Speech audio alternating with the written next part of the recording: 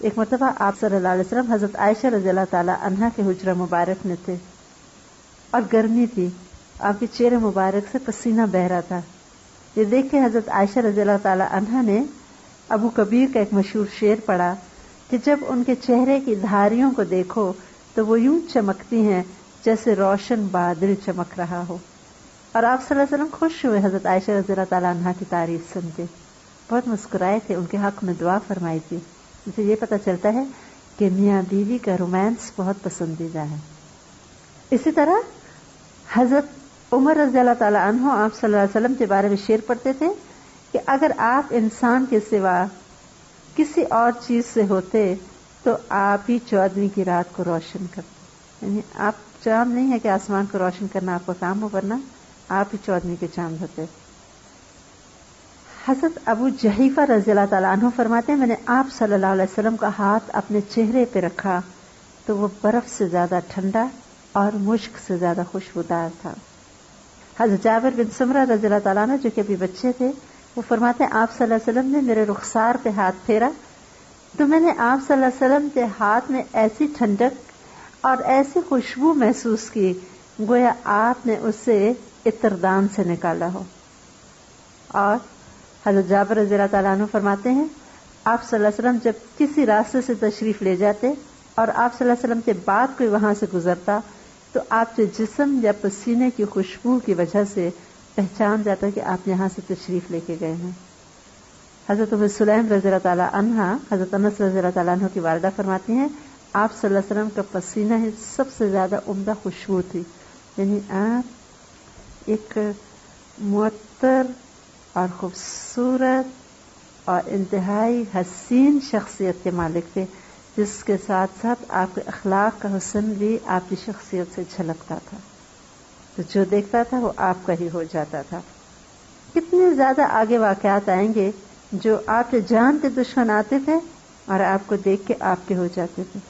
حضرت خالد بن ولید رضی اللہ تعالیٰ عنہ نے جب اسلام قبول کیا کہنے کہ اللہ کے رسول صلی اللہ علیہ وسلم آپ سے زیادہ میں نے کسی اور کے ساتھ دشمنی نہیں کی، لیکن اب آپ سے زیادہ مجھے دنیا میں کوئی محبوب نہیں ہے۔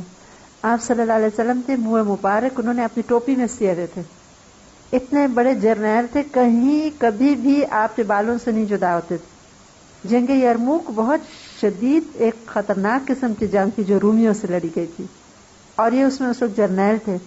اہم جنگ کے دوران ان کے سر سے ٹوپی گر گئی، سب کچھ چھوڑ کے پہلے اپنی ٹوپی ڈھونڈی کہ آپ صلی اللہ علیہ وسلم کے بال مبارک سے جدا ہونا پسند نہیں تھا، اور پھر جنگ دوبارہ شروع کر دی۔ آپ صلی اللہ علیہ وسلم ہر طرف ان کی توجہ ہوتی تھی، ہر انسان کو اہمیت دیتے تھے، ہر ایک کے ساتھ شفقت اور محبت کا معاملہ فرماتے تھے، اور کہیں کہیں اگر ضرورت محسوس ہوئی تو آپ صلی اللہ علیہ وسلم نے سختی بھی کی، لیکن آپ کی رحمت ہمیشہ آپ کے غضب پہ حاوی رہی۔ کیوں کہ آپ کو رحمت للعالمین بنا کے دنیا میں بھیجا گیا تھا، ہر کے دکھ سکھ میں شریک ہوتے تھے۔ اسی اثناء میں ابو بکر رضی اللہ تعالیٰ عنہ نے آ کے آپ صلی اللہ علیہ وسلم کو کہا کہ اللہ کے رسول صلی اللہ علیہ وسلم آپ کیوں نہیں اپنی بیوی کو اپنے گھر لے آتے، یعنی حضرت عائشہ کی رخصتی آپ کرا لیجیے۔ تو آپ صلی اللہ علیہ وسلم نے فرمایا تھا کہ میرے پاس ابھی مہر کی رقم نہیں، کیونکہ آپ اتنے لوگوں کو سیٹل کر رہے تھے کہ جو تھوڑا اگر آپ کے پاس آتا تھا وہ بھی آپ لوگوں کے لیے لگا دیتے تھے۔ تو انہوں نے کہا کہ میں بحیثیت دوست آپ کو وہ رقم دے دیتا ہوں، یعنی اپنی ہی بیٹی کی مہر کی رقم ابو بکر رضی اللہ تعالیٰ عنہ نے بطور ساتھی اپنی جیب سے آپ صلی اللہ علیہ وسلم کو دے دی۔ تب آپ صلی اللہ علیہ وسلم حضرت عائشہ رضی اللہ تعالیٰ عنہا کی رخصتی کرا کے اپنے گھر میں لے آئے۔ یہ گھر مسجد نبوی کے ساتھ ہی حجرے تھے جو بنے ہوئے تھے، اور وہ فرماتی تھی کچھ ہاتھ چوڑے اور کچھ ہاتھ لمبے کمرے تھے، یہ ایک ایک کمرہ ایک بیوی کا گھر ہوتا تھا۔ حضرت سودا رضی اللہ تعالیٰ عنہا ایک حجرہ میں تھی، آپ صلی اللہ علیہ وسلم کی دو بیٹیاں اس وقت آپ کے ساتھ ہیں، حضرت فاطمہ رضی اللہ تعالیٰ عنہا اور حضرت ام کلثوم رضی اللہ تعالیٰ عنہا۔ دو بڑی بیٹیاں بیاہی ہوئی تھیں، حضرت زینب رضی اللہ تعالیٰ عنہا مکہ معظمہ میں رہ گئی تھیں، ان کی شادی حضرت خدیجہ رضی اللہ تعالیٰ عنہا کے رشتہ دار کے ساتھ ہوئی تھی، غالباً بھانجے تھے، اور حضرت رقیہ رضی اللہ تعالیٰ عنہا کی شادی حضرت عثمان رضی اللہ تعالیٰ عنہ سے ہو چکی تھی۔ حضرت سودا رضی اللہ تعالیٰ عنہا اور یہ دو بیٹیاں اب حضرت عائشہ رضی اللہ تعالیٰ عنہا کی رخصتی ہوئی اور وہ بھی اپنے حجرہ مبارک میں آ گئی۔ تو یہ ہجرت کے پہلے سال رخصتی عمل میں لائی گئی. اور اس کے ساتھ ساتھ قریش کو اب ایک بہت بڑی فکر ہوئی، اور آپ صلی اللہ علیہ وسلم نے بھی بہت خوب طریقہ ایک اپنایا قریش کو انڈائریکٹلی سمجھانے کا کہ مسلمانوں کی مخالفت چھوڑ دو ورنہ تمہاری تجارت تباہ ہو جائے گی. اور وہ کس طرح کہ قریش کی جو تجارتی شاہراہ ہے جو شام کی طرف جاتی تھی، مدینہ منورہ کے قریب سے ہو کے جاتی تھی، اب جو آپ صلی اللہ علیہ وسلم نے گشتی دستے بھیجے اس سے اب قریش کو فکر ہوئی کہ مسلمان ہمارے قافلوں پہ حملے نہ کر دیں، اور وہ تجارت جو جس میں ان کی بقا تھی، ان کی ساری زندگی کا دار و مدار تھا، ان کی معیشت اور ہر چیز اس تجارت پہ ڈپینڈ کرتی، اب اس کو ایک بہت بڑی تھریٹ تھی. اور یہ صورتحال قریش کے لیے بہت پریشان کن تھی. اور آپ صلی اللہ علیہ وسلم کا انڈائریکٹ پیغام کیا تھا کہ مسلمانوں کی مخالفت چھوڑ دو، آرام سے گھر بیٹھو تو تمہاری تجارت بھی محفوظ ہے اور تم بھی، تاکہ مسلمان پورے امن کے ساتھ اپنے دین کا کام آگے پھیلا سکیں. لیکن قریش کو یہ گوارا تو نہیں تھا، نہ انہیں یہ پسند تھا کہ ان کی تجارت کو نقصان ہو، اور نہ ہی وہ یہ چاہتے تھے کہ مسلمان آرام سے بیٹھ کے اپنے دین کو پھیلائیں. اب انہوں نے ایک اور کام شروع کیا. حضرت سعد رضی اللہ تعالیٰ عنہ عمرہ کرنے کے لیے مکہ تشریف لے گئے. ایسے میں انہوں نے اپنے پرانے دوست اور ساتھی جو کہ مکہ میں رہتے تھے، امیہ بن خلف، مسلمانوں کے تو خیر بہت خلاف تھے لیکن حضرت سعد بن معاذ رضی اللہ تعالیٰ عنہ کے دوست تھے، اس کی پناہ لی. اور جب دوپہر کا وقت تھا تو کہا کہ دیکھو کیا میں اس وقت جاؤں اور طواف کر لوں، یعنی لوگ نہیں ہیں. تو انہوں نے کہا آ جائیں. لیکن جو ہی وہ طواف کرنے پہنچے ابو جہل آ پہنچا اور کہنے لگا کہ خوب، ادھر تو تم نے ہمارے لوگ جو بے دین ہو کے گئے ہیں ان کو پناہ دی ہوئی ہے، اور ادھر تم آ کے طواف کرتے ہو اور تم سمجھتے ہو کہ تم امن سے یہ کام کر لو گے. بہتر ہے یا تو انہیں نکال دو ورنہ پھر خانہ کعبہ تم لوگ کے لیے بند ہے. اس پہ حضرت سعد رضی اللہ تعالیٰ عنہ نے فرمایا کہ خوب سوچ لو تم کیا کہہ رہے ہو، کہ اگر تم خانہ کعبہ کو ہم سے روکو گے تو تمہاری تجارتی شاہراہ ہمارے قریب سے گزرتی ہے، یعنی پھر تم بھی آرام سے نہیں بیٹھو گے. اس پہ ابو جہل نے کہا تم دھمکی دیتے ہو. حضرت سعد نے فرمایا تمہاری مرضی، مطلب میں نے تمہیں بتا دیا ہے. بہرحال اس نے کہا اگر تم نے امیہ بن خلف کی پناہ نہ لی ہوتی تو میں تمہیں یہاں سے کبھی نہ واپس جانے دیتا، یعنی تمہارا کام بھی تمام کر دیتا.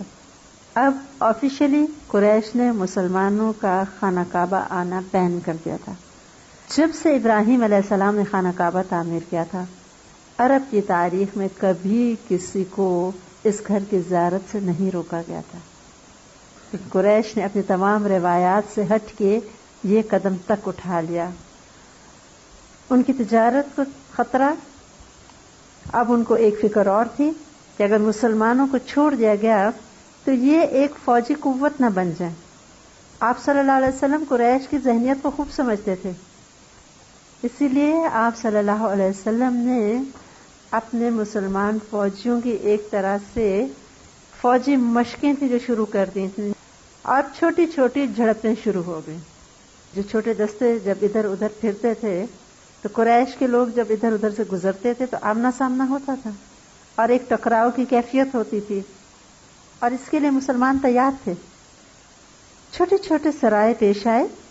سریہ کس کو کہتے ہیں؟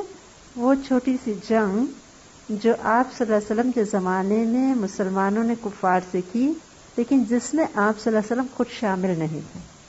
جن میں آپ خود شامل ہوتے ہیں وہ غزوہ کہلاتی ہے. یہ چھوٹے چھوٹے اسکرمشز شروع ہو چکے تھے، اور اس میں ہم دیکھتے ہیں کہ پہلی ہجرت کے پہلے سال سے ہی یہ شروع ہو گیا تھا معاملہ. مسلمانوں کو پہلے تو اللہ تعالیٰ نے جنگ سے روکا ہوا تھا، لیکن اب وہ وقت آ گیا تھا کہ مسلمانوں کو اجازت دے دی جائے کہ وہ اپنی حفاظت کریں. اس لیے یہ آیت مبارک نازل ہوئی. جن لوگوں سے جنگ کی جا رہی ہے انہیں بھی جنگ کی اجازت دی گئی کیونکہ وہ مظلوم ہیں، اور یقیناً اللہ ان کی مدد پہ قادر ہے. اب جنگ کی اجازت مل گئی. مسلمانوں کو آپ صلی اللہ علیہ وسلم ایک طرح سے ٹریننگ دے رہے تھے جنگ کی. فوجی دستے ادھر ادھر جا رہے تھے، قبائل کے ساتھ امن کے معاہدے ہو چکے تھے. اور سب سے پہلی ایک جو جنگ کی کیفیت ہوئی وہ 1 رمضان हिजरी के पहले साल में हुई। ये सरिया सैफुल बहर कहलाता है।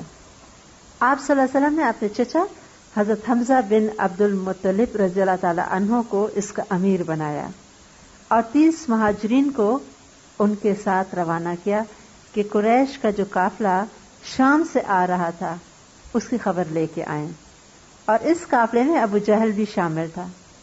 मुसलमान जो थे साहिल समुंदर के पास पहुंचे तो काफिले का और मुसलमानों का आमना सामना हो गया।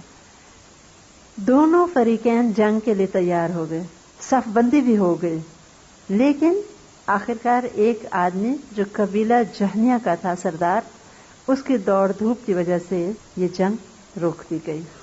ये पहला झंडा था जो आप सल्लल्लाहु अलैहि वसल्लम ने जंग के लिए दिया था हजरत हमजा रज़ियल्लाहु ताला अन्हु को, और ये सफेद रंग का था। हजरत हमजा रज़ियल्लाहु ताला अन्हु सबसे ज्यादा बहादुर नौजवान थे, बहुत ही जिस्मानी तौर पे भी मजबूत थे। फिर दूसरा सरिया हुआ, वो भी पहली हिजरी में हुआ। यहाँ पे भी जंग होते होते रुक गई। अब ये सब कुरैश और मुसलमानों के आमने सामने होते थे और तकरीबन 7 ऐसे हमको वाकयात मिलते हैं जिनमें कुछ गज़वात भी हैं जिनमें आप सल्लल्लाहु अलैहि वसल्लम खुद भी बनफ्स नफीस शामिल थे और कुछ सराय हैं। हम देखते हैं कि इस मिशन में मर्दों के साथ साथ औरतों ने भी भरपूर ताउन किया। आप सल्लल्लाहु अलैहि वसल्लम मस्जिद नबवी में खजूर के दरख्त के तने के साथ टेक लगा के खुतबा दिया करते थे। एक खातून मुसलमान आई आप सल्लल्लाहु अलैहि वसल्लम के पास और उन्होंने एक लड़के से जो बढ़ई का काम जानता था उससे एक मिंबर तैयार करवाया और आप सल्लल्लाहु अलैहि वसल्लम को लाके दिया कि आप इस मिंबर पे खुतबा दिया कीजिए। आप सल्लल्लाहु अलैहि वसल्लम उस मिंबर पे चढ़े खुतबा देने। बुखारी की रिवायत है, खजूर का तना रोने लगा आप सल्लल्लाहु अलैहि वसल्लम की जुदाई के ख्याल से, और वो इतना रोया कि जैसे छोटा बच्चा रोता है, हिचकियों के साथ उसमें से आवाजें आने लगी। फिर आप सल्लल्लाहु अलैहि वसल्लम ने प्यार से दस्ते मुबारक उसके ऊपर फेरा तो वो चुप हो गया और फिर उस दरख्त को दफन करा दिया गया। इस तरह आप सल्लल्लाहु अलैहि वसल्लम ने मस्जिद नबवी में मिंबर पे खुतबा देना शुरू किया और हम देखते हैं कि आहिस्ता आहिस्ता एक रियासत का डिसिप्लिन, एक सिस्टम पूरी तरह डेवलप हो गया। 5 वक्त की नमाज, एक ये मुसलमानों का कॉन्ग्रीगेशन भी होता था। नमाज के बाद लोग आपस में भी बाहम मिलते और एक दूसरे के काम आते। कई जरूरतमंद लोग मस्जिद नबवी में आते, आप सल्लल्लाहु अलैहि वसल्लम को अपना मसला बताते, फिर आप सल्लल्लाहु अलैहि वसल्लम पूछा करते थे कोई है जो इसकी मदद कर दे, तो कोई ना कोई सहाबी उनकी हेल्प कर देता था। फिर मेहमान इधर उधर से लोग आना शुरू हो गए इस्लाम कबूल करने। मेहमानों की मेहमान नवाजी लोग मिलजुल के करते थे। कभी कोई सहाबी अपने घर ले जाता खाना खिलाने, अपने पास रखने, कभी कोई। ऐसे में ही हजरत सलमान फारसी रज़ियल्लाहु ताला अन्हु जैसे लोग भी थे जो कि आते आप सल्लल्लाहु अलैहि वसल्लम के पास बहुत मोहब्बत से आया करते थे। जब पहले दिन आप सल्लल्लाहु अलैहि वसल्लम मदीना मुनव्वरा तशरीफ लाए तो फरमाते मैं एक यहूदी के पास गुलाम था और वो पीछे से गुलाम नहीं थे, आजाद थे, और बहुत से ईसाई उलमा से वो दीन का इल्म हासिल कर चुके थे और उनको आखिरी ईसाई आलम ने बताया था कि अब बेहतर है कि तुम उसका इंतजार करो, नबी का जो आखिरी नबी है जिसके ज़हूर का वक्त करीब है और वो खजूरों की सरजमीन की तरफ आएगा। और उसकी निशानियां इन्होंने कहा था मुझे बता दें, तो उन्होंने कहा था एक निशानी ये है कि वो नबी जो है वो सदका नहीं लेगा, और दूसरी निशानी वो हदिया कबूल करेगा, और तीसरी निशानी उसकी मोहर नबूवत है और खजूरों की सरजमीन की तरफ वो आएगा। तो वो कहते थे कि मैंने एक काफिला जा रहा था और अरब की तरफ, मैंने कहा मुझे भी ले चलो, तो रास्ते में उन्होंने धोखे से मेरा माल भी ले लिया और मुझे गुलाम बना के फरोख्त कर दिया। वो फरमाते एक दिन मैं उस यहूदी मालिक के बाग के दरख्त पे चढ़ा हुआ था, खजूर के दरख्त की काट छांट कर रहा था कि नीचे उस यहूदी का एक साथी आया और कहने लगा अल्लाह गारत करे फलां फलां कबीले वालों को कि वो जो एक शख्स आया है और कहता है मैं नबी हूं, तो वो सारे उसके साथ हो गए हैं। कहते मैंने जब ये सुना तो खुशी के मारे मुझे लगा मैं ऊपर से नीचे गिर जाऊंगा। जिस नबी की तलाश में मैं आया हूं तो उसने बताया कि वो कुबा पहुंच चुके हैं। कहते मैं जल्दी जल्दी नीचे उतरा और मैंने उन्हें कहा कि आप अभी क्या कह रहे थे। इसमें मेरे मालिक ने जोर से मुझको थप्पड़ मारा और कहा तुम्हें क्या, जाओ जाके अपने काम से काम रखो। लेकिन मुझसे ना रहा गया, मैं सुन तो चुका था।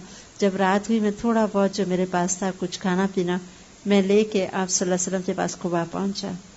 اب میں نے وہاں ان کو کہا کہ میں آپ کے لیے یہ صدقہ لایا ہوں. تو انہوں نے خود نہیں کھایا، اپنے ساتھیوں کو دے دیا. میں نے دل میں کہا ایک نشانی پوری ہوئی. پھر اگلے دن پھر میں چھپ چھپا کے کچھ تھوڑا بہت لے کے گیا، تو میں نے کہا یہ میری طرف سے ہدیہ ہے. تو انہوں نے قبول کیا، خود بھی لیا اور اپنے ساتھیوں کو بھی کھلا دیا. میں خوش ہوا، میں کہا شکر ہے دوسری نشانی بھی پوری ہوئی. اور پھر اب مجھے تلاش تھی کسی طرح مہر نبوت کو دیکھ لوں. تو ایک دن وہ فرماتے ہیں کہ آپ صلی اللہ علیہ وسلم چل رہے تھے کسی جنازے کے ساتھ، بقیع کے قبرستان کی طرف جا رہے تھے. تو میں آپ کے پیچھے پیچھے ہو لیا کہ آپ کی چادر تھوڑی سرکے تو میں وہ دیکھ لوں. تو کہتے ہیں کہ آپ صلی اللہ علیہ وسلم جان گئے میرا ارادہ کیا ہے. آپ نے چادر مبارک سرکا لی. اب میں نے پیچھے سے آپ صلی اللہ علیہ وسلم کو چوم لیا جب مہر نبوت مجھے نظر آئی. اب میں رو پڑا اور پھر میں نے سارا معاملہ بتایا. لیکن اب مسئلہ یہ تھا کہ یہود مالک آزاد نہیں کرتا تھا، اور یہ ترستے تھے اور تڑپتے تھے کس طرح آپ صلی اللہ علیہ وسلم کے پاس جاؤں، کیسے آپ کی صحبت میں بیٹھوں، جن کے لیے سب کچھ چھوڑ کے آیا ہوں، ان کے قریب ہوتے ہوئے بھی دور ہوں. تو یہودی مالک نے کہا کہ اتنا اتنا سونا دو اور 300 کھجور کے درخت لگاؤ گے تو تب تم کو آزاد کروں گا. وہ روتے روتے آپ صلی اللہ علیہ وسلم کے پاس آ گئے. اللہ کے رسول، میں کہاں سے اتنا سونا لاؤں گا، اور میں ایک آدمی کیسے 300 درخت ان کو لگا کے دوں. آپ صلی اللہ علیہ وسلم خاموش ہو گئے. ہر وقت اس تلاش میں تھے کیسے دوسروں کی مدد کریں. اچانک کہیں سے کوئی آپ صلی اللہ علیہ وسلم کے لیے تحفے کے طور پہ سونا لے آیا، اور وہ مرغی کے انڈے کے برابر تھا. اور جب اسے تولا گیا تو بالکل اتنا وزن نکلا جتنا کہ حضرت سلمان فارسی رضی اللہ تعالیٰ عنہ کے مالک نے مانگا ہوا تھا. آپ نے فرمایا لو سلمان، سونا ادا ہو گیا، اب پیچھے مسئلہ رہے گا درختوں کا. آپ صلی اللہ علیہ وسلم خود صحابہ کرام کے ساتھ بنفس نفیس اس یہودی کے باغ میں گئے، اور سب نے مل کے حضرت سلمان فارسی رضی اللہ تعالیٰ عنہ کی رہائی کے لیے 300 درخت یہودی کے باغ میں لگائے. حضرت سلمان رضی اللہ تعالیٰ عنہ کو آخرکار اللہ تعالیٰ نے آزادی دی. تو یہ ایک معاشرہ تھا اخوت کا، محبت کا، مساوات کا. ایسی ایکوالٹی دنیا میں کہیں بھی نہیں ہے، کسی تاریخ میں نہیں ہے کہ ایک غلام کی آزادی کے لیے اللہ کے رسول صلی اللہ علیہ وسلم جو اس وقت ہیڈ آف دا اسٹیٹ بھی ہیں، اتنی عزت مقام مرتبہ بھی ہے، اور سارے مل کے خود عملی طور پہ کام کر کے ان کی آزادی کے لیے ہیلپ کرتے ہیں. جو بہترین انسان، بہترین لوگ، بہترین معاشرہ وجود میں آیا، اور ہم سب کے لیے ایک نمونہ چھوڑ کے وہ لوگ، کہ یہی وہ لوگ ہیں صراط الذین انعمت علیہم. یہ وہ لوگ ہیں، انہوں نے وہ راستہ اپنایا کہ اللہ تعالیٰ کا انعام ان پہ ہوا، اور ہمیں انہی لوگوں کو فالو کرنا ہے تاکہ ہماری بھی دنیا اور آخرت سنور جائے. اللہ تعالیٰ ہم سب کو آپ صلی اللہ علیہ وسلم سے سچی محبت، ان کا سچے دل سے اتباع کرنے کی توفیق عطا فرمائے. بہت خوبصورت کمنٹ ہے. We can focus on our personality and that will only create awe in people's heart. But if we groom our character, that will bring us close to people. بالکل ٹھیک کہا آپ نے، بہت صحیح کہا. ظاہری شخصیت کو حسین بنا لینے سے اور تھوڑی دیر کے لیے لوگ متاثر ہو جائیں گے، لیکن اگر دلوں کی محبت ہمیں چاہیے لوگوں کی، ہمیں اپنا کردار اچھا کرنا ہوگا. انہوں نے کہا کہ جب یہ بار بار پڑھتے ہیں کہ آپ صلی اللہ علیہ وسلم نے دودھ پیا تو اچھا لگتا ہے. اگر یہی سوچ کے آج کل کی لڑکیاں دودھ پی لیں کہ آپ صلی اللہ علیہ وسلم کو پسند تھا، تو اجر اپنی جگہ ہے اور فائدہ بھی اپنی جگہ ہے. صحیح. آپ صلی اللہ علیہ وسلم بہت ہیلدی ڈائٹ کھاتے تھے اگر آپ ان کا انالیسس کریں نا، اور نبی کریم صلی اللہ علیہ وسلم کو بکری کا دودھ بہت پسند تھا. اور آج آپ دیکھیں پروو ہو گیا ہے پوری ریسرچ کے بعد کہ سب سے زیادہ زود ہضم، لائٹ اور مفید دودھ بکری کا دودھ ہے. اور شاید آپ کو پتا ہوگا کہ ویسٹ میں سب سے ایکسپینسو جو چیز ہے وہ گوٹ کا چیز ہے. بکری کے دودھ سے بنا ہوا پنیر سب سے مہنگا ہے کیونکہ اس کی افادیت سب سے زیادہ ہے. اور کچھ بہت اچھی بات انہوں نے کہی کہ حضرت سلمان فارسی رضی اللہ تعالی عنہ جو کہ ایک غلام تھے، ان کے لیے آپ صلی اللہ علیہ وسلم پوری اپنی ٹیم کے ساتھ جاتے ہیں اور فزیکلی کام کر کے اور ان کی آزادی کے لیے ایک طرح سے ارن کر کے لاتے ہیں. تو وہ کہہ رہی ہیں کہ اس سے یہ پتہ چلا کہ اسلام میں ایک انسان بھی کتنا اہم ہے. اب بہت اچھی بات آپ نے کہی، کیونکہ انسان سب سے بڑی دولت ہے، اور اس دولت کو بہت خوبصورتی سے اسلام کی دعوت کے لیے یوز کرنا چاہیے. اور اگر واقعی ہمیں یہ بات سمجھ آ جائے نا کہ انسان کتنا اہم ہے اسلام کی نشر و اشاعت کے لیے، تو آپ دیکھیں گے کہ انشاءاللہ دین اتنی ہی تیزی سے پھیلے گا جیسے کہ پہلے پھیلا تھا. پہلے کیا تھا کہ every one of you is important. آپ صلی اللہ علیہ وسلم کے جو ساتھی تھے، ہر ایک سمجھتا تھا کہ میں ہی آپ کے بہت قریب ہوں، کیونکہ آپ ہر ایک کو اپنے اپنی جگہ پہ اہمیت دیتے تھے اور ان کے اندر بہت زیادہ ذاتی طور پہ دلچسپی لیتے تھے. آپ نے وہ پڑھا ہوگا نا واقعہ کہ ایک صحابی آئے تھے حبشہ سے، ان کی چھوٹی سی بچی ساتھ تھی، سرخ سے رنگ کا اس نے ڈریس پہنا ہوا تھا. تو آپ صلی اللہ علیہ وسلم نے اس بچی پہ التفات فرمایا اور اس کو حبشہ کی زبان میں کہا سنا سنا، یعنی بہت خوبصورت ہے تمہارا ڈریس جو تم نے پہنا ہے. تو وہ بچی اتنی خوش ہو گئی کہ بہت جلد آپ کے پاس آ کے کھیلنے لگی، حتیٰ کہ آپ کے شانوں کے درمیان جو مہر نبوت تھی اس کے ساتھ بھی چھیڑ چھاڑ کرنے لگی. تو کسی صحابی نے چاہا کہ اس کو پکڑ کے ہٹا دیں، تو آپ نے فرمایا کہ رہنے دو. کلوزنس. تو کوئی بچہ تھا تو وہ بھی آپ کے نظر میں اہم، کوئی امیر ہے تو بھی اہم، غریب ہے تو بھی اہم، غلام ہے تو بھی اہم، خواتین ہے تو وہ بھی اہم. جب آپ نے ہر انڈیویجول کو عزت، محبت، شفقت اور توجہ دی تو آپ دیکھیں کہ ایک پوری ٹیم بن گئے. صحابہ کرام کی اہمیت اپنی جگہ ہے، لیکن صحابیات کا رول جو اگرچہ بیک گراؤنڈ میں ہے وہ ایکولی امپورٹنٹ ہے. خواتین کے دل میں ایسی محبت تھی کہ آپ صلی اللہ علیہ وسلم پہ اپنے شوہر، اپنے باپ، اپنے بیٹوں کو نچھاور کرنے کے لیے تیار ہوتی تھی، جہاد کے لیے پرومپٹ کرتی تھی، جلدی جاؤ دیر ہو رہی ہے. ماں یہ کہا کرتی تھی بچوں کو، اور بچوں کے اندر محبت ڈالتی تھی جہاد کی، اللہ کے رسول کے مشن کی سربلندی کے لیے سب کچھ حاضر ہے. میں نے آپ کو ممبر کا واقعہ سنایا تھا، اور وہ ایک خاتون کی قسمت میں یہ اعزاز آیا. آپ صلی اللہ علیہ وسلم اس ممبر پہ خطبہ دیتے رہے، اس ممبر سے علم کی کرنیں پھر ساری دنیا میں پہنچی. تو مال بھی خواتین نے لگایا. حضرت ام سلیم رضی اللہ تعالیٰ عنہ نے کس طرح اپنا بیٹا آ کے دیا، اور پھر سارا ٹائم غزوات میں ساتھ وہ شامل ہے. اور غزوات میں مرد تو لڑ رہے تھے، خواتین بھی پوری طرح نرسنگ کرتی تھیں، کوکنگ کرتی تھیں. اس طرح کے سارے کام عورتیں لے لیتی تھی تاکہ ہر مرد جو ہے وہ بیٹل فیلڈ پہ جائے، کیونکہ نفری کے لحاظ سے بھی مسلمان بہت زیادہ تو نہیں تھے. عورت کا کردار بہت اہم ہے، بیک بون کا کام دیا خواتین نے. اور نہ صرف یہ کہ آپ صلی اللہ علیہ وسلم کے دور میں بلکہ بعد کے دور میں بھی آپ مسلمان علماء کی ماؤں کا کردار پڑھیے. حضرت سفیان ثوری رحمۃ اللہ علیہ کی والدہ چرخہ کاٹ کے انہوں نے بیٹے کو کہا، بیٹے میں چرخہ کاٹوں گی اور تم علم حاصل کرتے رہو، یعنی میں تمہاری ایجوکیشن کے لیے کام کروں گی اور تم تعلیم حاصل کرو. تو بچہ بہت بڑا محدث، اپنے وقت کا امام بن گیا. تو عورتیں بھی، اور اس میں کس کے کمال ہے؟ آپ صلی اللہ علیہ وسلم جی کہ مدینہ منورہ داخل ہوتے ساتھ ان بچیوں کو کتنی امپورٹنس دی. مسلمان لڑکوں کو نہیں اس طرح کہا کہ مجھے تم سے محبت، لڑکیوں کو کہا تھا. تو پھر وہی لڑکیاں، ان کو سمجھ میں نہیں آتا تھا کہ ہم کس طرح آپ صلی اللہ علیہ وسلم کے لیے کچھ کریں. ہم دیکھتے ہیں کہ جس معاشرے میں انسانیت اور اخلاقیات ختم ہو گئی تھی اس کو آپ صلی اللہ علیہ وسلم نے ریوائیو کیا. آج ہمیں بھی اپنے معاشرے میں یہ چیز موٹیویٹ کرنے کی ضرورت ہے، پروموٹ کرنے کی ضرورت ہے، جس کی ہمارے معاشرے میں کمی ہے. بالکل سیرہ پڑھنے کا مقصد ہی یہی ہے کہ ہم غور کریں ان باتوں پہ، وہ طریقے جو آپ صلی اللہ علیہ وسلم نے اپنائے، جس کی وجہ سے اتنا شدید گمراہی کا اندھیرا ساری دنیا پہ جو چھایا ہوا تھا، آپ صلی اللہ علیہ وسلم کی اس حکمت عملی تدبر کی وجہ سے دور ہو گیا.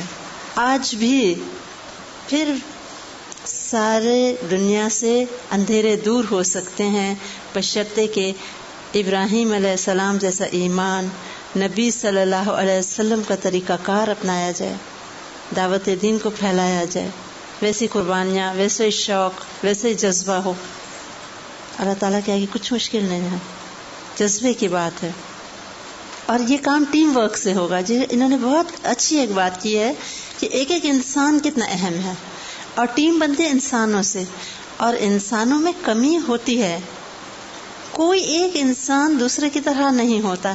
اگر ہم یہ بات قبول کر لیں کہ every human being is a unique piece of creation, اور وہ مجھ سے مختلف ہے لیکن میں نے اس کے ساتھ مل کے کام کرنا ہے، تو پھر آپ دیکھیں گے کہ انشاءاللہ بہت پروڈکٹیوٹی سامنے آتی ہے.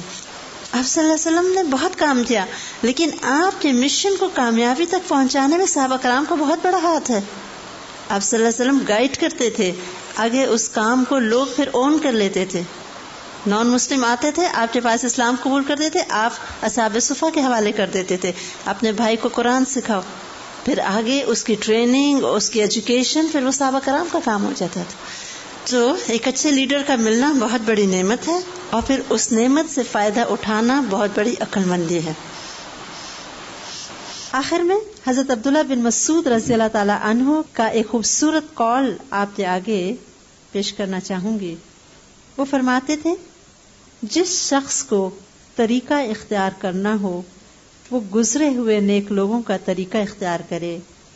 وہ لوگ جو نبی صلی اللہ علیہ وسلم کے ساتھی تھے، اس امت میں سب سے افضل، سب سے نیک دل، سب سے گہرے علم کے مالک، اللہ نے انہیں اپنے نبی صلی اللہ علیہ وسلم کی رفاقت اور اپنے دین کی اقامت کے لیے منتخب کیا.